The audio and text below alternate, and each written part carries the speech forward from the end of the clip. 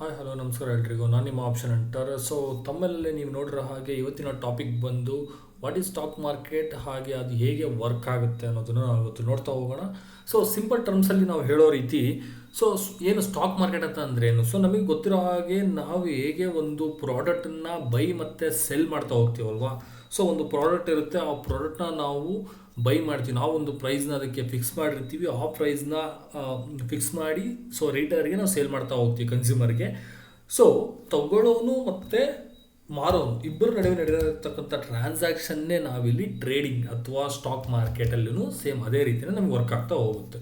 ಇನ್ನು ಸಿಂಪಲ್ ಟರ್ಮ್ಸಲ್ಲಿ ನಾವು ನೋಡ್ತಾ ಇರೋ ಹಾಗೆ ನೋಡೋದಾದರೆ, ಇಲ್ಲಿ ನೋಡಿ, a stock market, equity market or share market is a where people buy and sell the stocks. So ನಾವು ನಾರ್ಮಲ್ ಆಗಿ ಹೊರಗಡೆ ಮಾರ್ಕೆಟಲ್ಲಿ ಏನು ಮಾಡ್ತಾ ಹೋಗ್ತಾರೆ, ಒಂದು ಪ್ರಾಡಕ್ಟ್ನ ಸೆಲ್ ಮತ್ತು ಬೈ ಮಾಡ್ತಾ ಹೋಗ್ತಾರೆ. ಅಂದರೆ ಕೊಂಡ್ಕೊಳ್ಳೋನು ಮತ್ತು ಮಾರೋನು ಇಬ್ಬರು ಇರಬೇಕು. ಅದೇ ಥರ ಇಲ್ಲಿ ಒಂದು ಕಂಪನಿಯ ಶೇರ್ಗಳನ್ನು ಕೊಂಡ್ಕೊಳ್ಳೋನು ಮತ್ತು ಮಾರೋನು ಇಬ್ಬರು ಇರಬೇಕು. ಸೊ ಅವಾಗ ಮಾತ್ರ ಟ್ರಾನ್ಸಾಕ್ಷನ್ ಇಲ್ಲಿ ಆಗ್ತಾ ಹೋಗುತ್ತೆ. ಸೊ ಬೈ ಮತ್ತು ಸೆಲ್.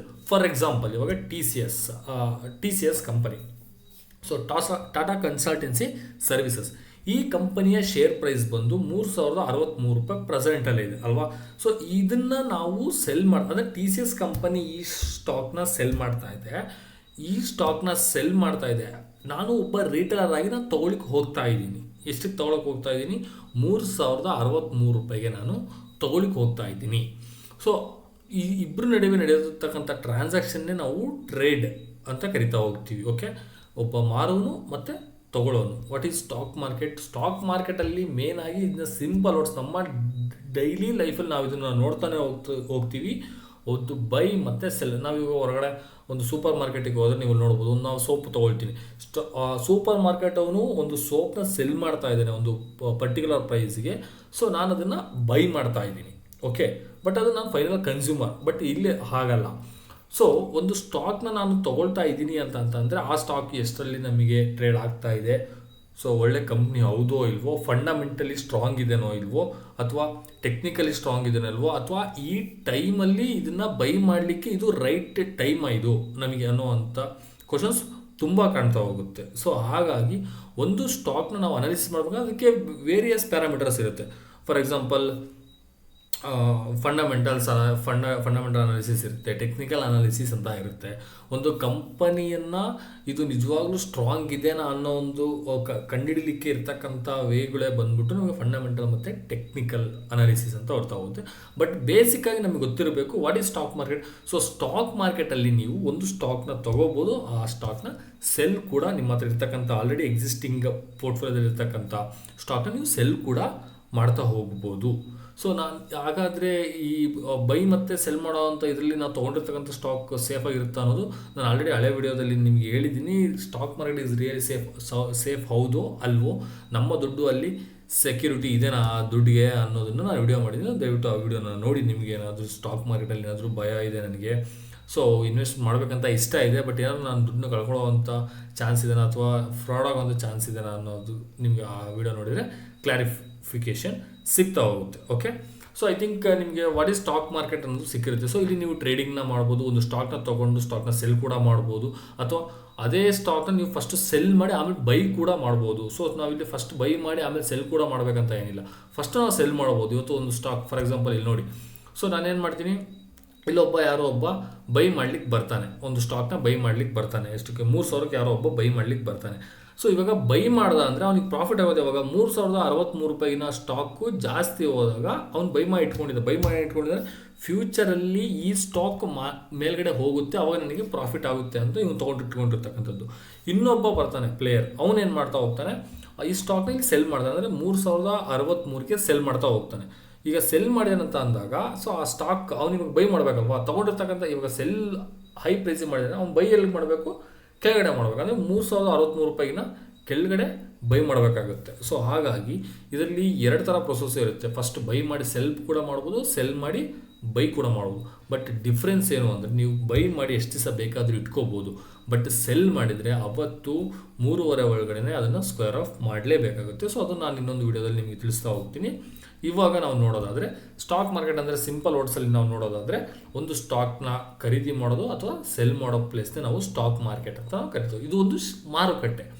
ಸೊ ನಾರ್ಮಲ್ ಮಾರ್ಕೆಟಲ್ಲಿ ಏನು ಮಾಡ್ತಾ ಹೋಗ್ತಾರೆ, ತರಕಾರಿನ ಸೆಲ್ ಮಾಡೋರು ತೊಗೊಳ್ಳೋರು ಇರ್ತಲ್ವ, ಅದೇ ಥರ ಇಲ್ಲೇನು ಒಂದು ಕಂಪನಿಯ ಸ್ಟಾಕ್ನ ತೊಗೊಳ್ಳೋರು ಮಾರೋರು ಇಬ್ಬರು ಇರ್ತಾರೆ. ಸೊ ಹಾಗಾಗಿ ಇದನ್ನು ನಾವು ಸ್ಟಾಕ್ ಮಾರ್ಕೆಟ್ ಅಂತ ಕರಿತಾ ಹೋಗ್ತೀವಿ, nothing but share market.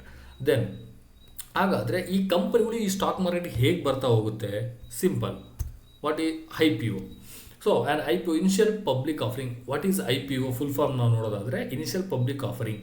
So first time ಒಂದು ಕಂಪನಿ ಸ್ಟಾಕ್ ಮಾರ್ಕೆಟ್ಗೆ ಬರಬೇಕು ಅಂದರೆ ಥ್ರೂ IPO ಇಂದನೇ ಬರಬೇಕು. It's a first time to private company sell it shares to a public transferring into a public traded company. So ಪಬ್ಲಿಕ್ಕಿಗೆ ಅವರ ಶೇರ್ನ, so ಇವಾಗ for example IPO ಇಂದ stock ಮಾರ್ಕೆಟಿಗೆ ಯಾಕೆ ಬರ್ತದೆ? ಥ್ರೂ IPO ಇಂದ ಸ್ಟಾಕ್ ಮಾರ್ಕೆಟಿಗೆ ಬರೋದಕ್ಕೆ ಒಂದು ರೀಸನ್ ಇರಬೇಕಲ್ವಾ? ಏನು ರೀಸನ್ ಅದು ಅಂತಂದರೆ ಅವರಿಗೆ ಫಂಡ್ ಗ್ರೋತ್, ಅಂದರೆ ರೈಸ್ ಕ್ಯಾಪಿಟಲ್. ಸೊ ಅವರಿಗೆ ದುಡ್ಡು ಬೇಕಾಗಿರುತ್ತೆ, ಅವ್ರದ್ದು ಬಿಸ್ನೆಸ್ನ ಎಕ್ಸ್ಟೆಂಡ್ ಮಾಡೋವಂಥ ಐಡಿಯಾ ಇರುತ್ತೆ. ಸೊ ದೊಡ್ಡ ಮಟ್ಟದಲ್ಲಿ ಇವಾಗ ಯಾವುದೋ ಒಂದೇ ಒಂದು ಬ್ರಾಂಚ್ ಇದೆ, ಫಾರ್ ಎಕ್ಸಾಂಪಲ್ TCS ಕಂಪ್ನಿದು ಒಂದೇ ಬ್ರಾಂಚ್ ಇದೆ. ಸೊ ಅವ್ರ ಹತ್ರ ಫಂಡ್ ಕಡಿಮೆ ಇದೆ. ಸೊ ನಾನು ಬ್ರಾಂಚಸ್ನ ಜಾಸ್ತಿ ಮಾಡಿ ತುಂಬ ಜನಗಳನ್ನ ಹೈರ್ ಮಾಡಿ ಇನ್ನೂ ಇದನ್ನು ದೊಡ್ಡದಾಗಿ ಎಕ್ಸ್ಪೆಂಡ್ ಮಾಡಬೇಕಂತ ನನ್ನ ಹತ್ರ ಐಡಿಯಾ ಇದೆ. ಬಟ್ ನನ್ನ ಹತ್ರ ಫಂಡ್ ಇಲ್ಲ. ಫಂಡನ್ನು ಅವ್ರು ಯಾರ ಹತ್ರ ಕಲೆಕ್ಟ್ ಮಾಡ್ತಾ ಹೋಗ್ತಾರೆ? ಸೊ ಪಬ್ಲಿಕ್ಸಿಂದ ಕಲೆಕ್ಟ್ ಮಾಡ್ತಾ ಹೋಗ್ತಾರೆ. ಸೊ ನಾವೆಲ್ಲ ಏನು ಮಾಡ್ತೀನಿ, ಫಾರ್ ಎಕ್ಸಾಂಪಲ್ ಇವಾಗ ನನ್ನ ಫ್ರೆಂಡ್ ಯಾರೋ ಒಬ್ಬ ಒಂದು ಒಂದು ಕಂಪನಿನ ಓಪನ್ ಮಾಡಬೇಕಂತ ಅಂದ್ಕೊಂಡಿದ್ದಾನೆ. ಬಟ್ ಅವನ ಹತ್ರ ಏನಿಲ್ಲ, ದುಡ್ಡಿಲ್ಲ. ಬಟ್ ಅವನ ಹತ್ರ ಐಡಿಯಾ ಇದೆ, ದುಡ್ಡಿಲ್ಲ. ಅವಾಗ ಏನು ಮಾಡ್ತಾರೆ, ನಮ್ಮ ಹತ್ರ ಬಂದುಬಿಟ್ಟು ನನ್ನ ಹತ್ರ ಈ ಥರ ಒಂದು ಐಡಿಯಾ ಇದೆ, ಬಟ್ ದುಡ್ಡಿಲ್ಲ, ನಾನು ಇದನ್ನ ಎಕ್ಸಿಕ್ಯೂಟ್ ಮಾಡಿದ್ರೆ ಪಕ್ಕ ನನಗೆ ವರ್ಕ್ ಆಗುತ್ತೆ ಅನ್ನೋ ಒಂದು ಐಡಿಯಾ ಇದೆ. ಸೊ ನಾನು ಈ ಥರ ಪ್ಲ್ಯಾನ್ ಮಾಡ್ಕೊಂಡಿದ್ದೀನಿ, ಹೆಂಗೆ ಎಕ್ಸಿಕ್ಯೂಟ್ ಮಾಡ್ಬೇಕನ್ನೋದು ನಮ್ಮ ಹತ್ರ ಎಕ್ಸ್ಪ್ಲೇನ್ ಮಾಡ್ತಾನೆ ಅವನು. ಸೊ ಎಕ್ಸ್ಪ್ಲೇನ್ ಮಾಡಿದ್ರೆ ನಮಗೆ ಒಂದು ಧೈರ್ಯ ಬರುತ್ತೆ, ಓಕೆ ಈ ಐಡಿಯಾ ಚೆನ್ನಾಗಿದೆ, ಇವನು ಇದನ್ನು ಪ್ರಾಫಿಟಬಲ್ ಆಗಿ ತೊಗೊಂಡು ಹೋಗ್ತಾನೆ, ಒಂದು ಕಂಪ್ನಿನ ಫ್ಯೂಚರಲ್ಲಿ ಇದಕ್ಕೆ ಒಳ್ಳೆ ವ್ಯಾಲ್ಯೂ ಬರುತ್ತೆ ಅನ್ನೋದು ಗೊತ್ತಾಗಿ ನಾವೇನು ಮಾಡ್ತಾ ಹೋಗ್ತೀವಿ, ಸ್ವಲ್ಪ ದುಡ್ಡನ್ನ ಒಬ್ಬೊಬ್ರು ಜೋಡಿಸ್ಬಿಟ್ಟು ಅವ್ನಿಗೆ ಕೊಡ್ತೀವಿ. ಐಡಿಯಾ ಒಂದು, ದುಡ್ಡು ನಮ್ಮದು. ಸೊ ಅದೇ ರೀತಿಯೇ ಸ್ಟಾಕ್ ಮಾರ್ಕೆಟಲ್ಲೂ IPO ಮಾರ್ಕೆಟಿಗೆ ಬರ್ತಕ್ಕಂಥದ್ದು. ಸೊ ರೈಸಸ್ ಕ್ಯಾಪಿಟಲ್ ಅಂದರೆ ಅವ್ರ ಹತ್ರ ದುಡ್ಡಿರಲ್ಲ, ಯಾಕೆಂದರೆ ಸ್ಟಾಕ್ ಅವ್ರದ್ದು ಕಂಪ್ನಿನ ಎಕ್ಸ್ಪ್ಯಾಂಡ್ ಮಾಡಬೇಕನ್ನೋ ಒಂದು ಐಡಿಯಾ ಇರುತ್ತೆ, ಬಟ್ ಅವ್ರ ಹತ್ರ ಫಂಡ್ ಇರಲ್ಲ. ಅದಕ್ಕೋಸ್ಕರನೇ ಥ್ರೂ IPO ಇಂದ ಸ್ಟಾಕ್ ಮಾರ್ಕೆಟಿಗೆ ಅವ್ರು ಬರ್ತಾ ಹೋಗ್ತಾರೆ. ಏನಕ್ಕೆ? Rice capital. ಸೊ ದುಡ್ಡನ್ನು ಅವರಿಗೆ ಬೇಕಾಗಿರುತ್ತೆ, ಅವರಿಗೆ ದುಡ್ಡಿನ ಅವಶ್ಯಕತೆ ಇರುತ್ತೆ ಕಂಪ್ನಿನ ಇನ್ನೂ ದೊಡ್ಡದಾಗಿ ಬೆಳೆಸಲಿಕ್ಕೆ. ಅದಕ್ಕೋಸ್ಕರ ಸ್ಟಾಕ್ ಮಾರ್ಕೆಟಿಗೆ ಬರ್ತಾ ಹೋಗ್ತಾರೆ. ಥ್ರೂ ಎಲ್ಲಿಂದ ಬರಬೇಕು ಅವರು? Initial public offering. ಇಲ್ಲಿ ಕಡಿಮೆ ಪ್ರೈಸ್ಗೆ ನಮಗೆ ಸ್ಟಾಕ್ಸ್ ಸಿಗ್ತಾ ಹೋಗುತ್ತೆ. ಒನ್ಸ್ ಇದು ಲೀಸ್ಟ್ ಆಯಿತು ಅಂದರೆ ಆಮೇಲೂ ಕೂಡ ನಮಗೆ ಸಿಗುತ್ತೆ. ಅದು ಮೇಲ್ಗಡೆ ಏನಾದರೂ ಹೋಗ್ಬೋದು, ಕೆಳಗಡೆ ಏನಾದರೂ ಬೀಳ್ಬೋದು. ಸೊ ಅದನ್ನು ನಾನು ನಿಮಗೊಂದು ನೆಕ್ಸ್ಟ್ ವೀಡಿಯೋದಲ್ಲಿ ನಾನು ಹೇಳ್ತಾ ಹೋಗ್ತೀನಿ. IPOದಲ್ಲಿ ಬರೋವಂಥ ಸ್ಟಾಕ್ಗಳು ಎಲ್ಲವೂ ಹಾಗಾದ್ರೆ ಚೆನ್ನಾಗಿರುತ್ತಾ, ಎಲ್ಲದ್ರ ಮೇಲೂ ನೀವು ಇನ್ವೆಸ್ಟ್ಮೆಂಟ್ ಮಾಡ್ಬೋದಾ ನೋಡೋಣ.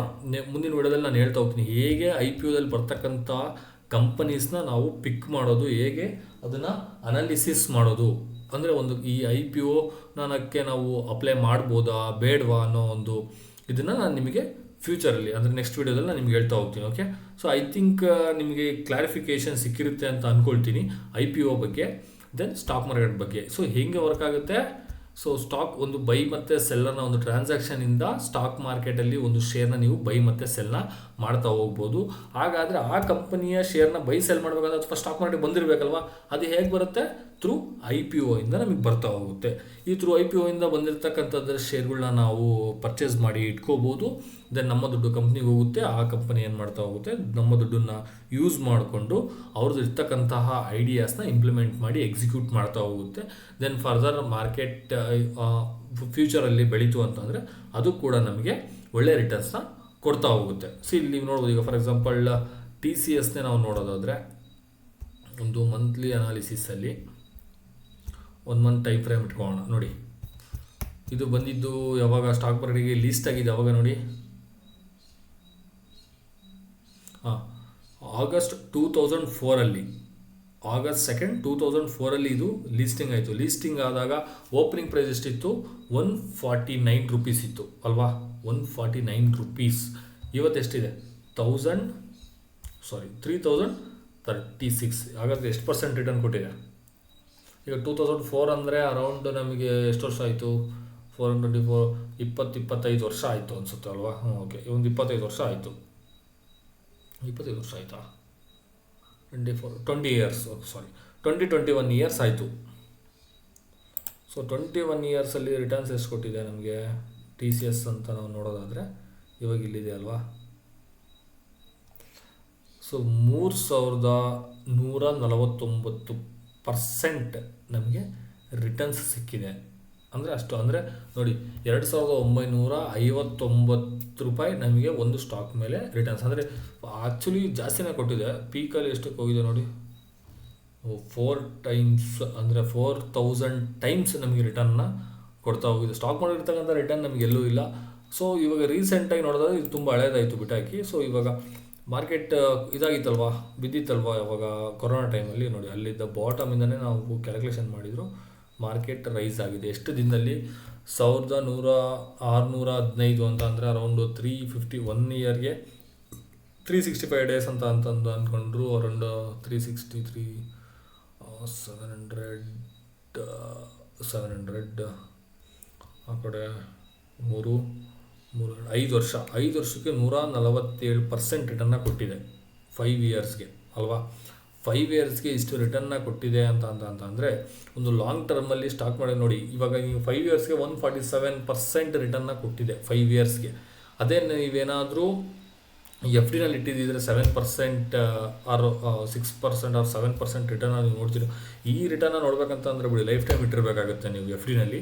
ಬಟ್ ಸ್ಟಾಕ್ ಮಾರ್ಕೆಟಲ್ಲಿ ಕಂಪ್ನಿಗಳ ಮೇಲೆ ಇನ್ವೆಸ್ಟ್ಮೆಂಟ್ ಮಾಡೋದ್ರಿಂದ ಸೊ ಇದು ಹಾಗೆ ಆಗುತ್ತೆ. ಅದರಲ್ಲೂ ಪ್ರೈವೇಟ್ ಕಂಪ್ನೀಸ್ ಮೇಲೆ ನೀವು ಇನ್ವೆಸ್ಟ್ ಮಾಡೋದ್ರಿಂದ ಒಳ್ಳೆ ರಿಟರ್ನ್ ಸಿಕ್ಕೇ ಸಿಗುತ್ತೆ. ಯಾಕೆ ಅಂತ ಅಂದರೆ ಒಂದು ಪ್ರೈವೇಟ್ ಕಂಪನಿ ಸ್ಟಾಕ್ ಮಾರ್ಕೆಟಿಗೆ ಬರುವಂಥದ್ದು ಅಥವಾ ಪ್ರೈವೇಟ್ ಕಂಪ್ನಿನ ನಡೆಸೋವಂಥವ್ರ ಜವಾಬ್ದಾರಿ ಅವರ ತಲೆಯಲ್ಲಿ ಏನು ಇಟ್ಕೊಂಡ್ಬಂದಿರ್ತಾರೆ, ನನ್ನ ಒಂದು ಕಂಪನಿನ ನಾನು ಪ್ರಾಫಿಟಬಲ್ ಆಗಿ ನಡೆಸಬೇಕು, ಒಂದು ದೊಡ್ಡ ಮಟ್ಟದಲ್ಲಿ ನಾನು ಇದನ್ನು ಅನ್ನೋದನ್ನು ತಲೆಯಲ್ಲಿ ಇಟ್ಕೊಂಡು ಬಂದಿರ್ತಾರಲ್ವ. ಸೊ ಹಾಗಾಗಿ ನಾವೊಂದು ಕಂಪನಿ ಮೇಲೆ ಇನ್ವೆಸ್ಟ್ಮೆಂಟ್ ಮಾಡ್ತಾ ಇದ್ದೀವಿ ಅಂತ ಅಂದರೆ ಸೊ ಕೆಲವೊಂದು ಪ್ಯಾರಾಮೀಟರ್ಸ್ನ ನೋಡಬೇಕಾಗುತ್ತೆ. ಸೊ ಇವಾಗ ಸರ್ ನೀವು ಹೇಳ್ತಾ ಇದ್ದೀರಾ 3063 ತೊಗೊಳ್ಳ ಹೋಗುತ್ತೆ ಮೇಲ್ಗಡೆ, ಆಗಲ್ಲ. ಸೊ ಇದಕ್ಕೆ ಅದರದ್ದೇ ಆದ ಒಂದು ಪ್ರೊಸೆಸ್ ಇರುತ್ತೆ ಅಥವಾ ಸ್ಟೆಪ್ಸ್ ಇರುತ್ತೆ. ಅಂದರೆ ಇದನ್ನು ಈಗ ಒಂದು ಟಿ ಸಿ ಎಸ್ ಕಂಪ್ನಿನ ನಾನು ತೊಗೊಳ್ತಾ ಇದ್ದೀನಿ ಅಂತ ಅಂತಂದರೆ ಇದಕ್ಕೆ ಅದರದ್ದೇ ಆದ ಫಂಡಮೆಂಟಲ್ ಅಂತ ಇರುತ್ತೆ, ಟೆಕ್ನಿಕಲ್ಸ್ ಅಂತ ಇರುತ್ತೆ. ಅದನ್ನು ಅನಾಲಿಸಿಸ್ ಮಾಡೋದನ್ನು ನಾವು ಕಲಿಬೇಕು.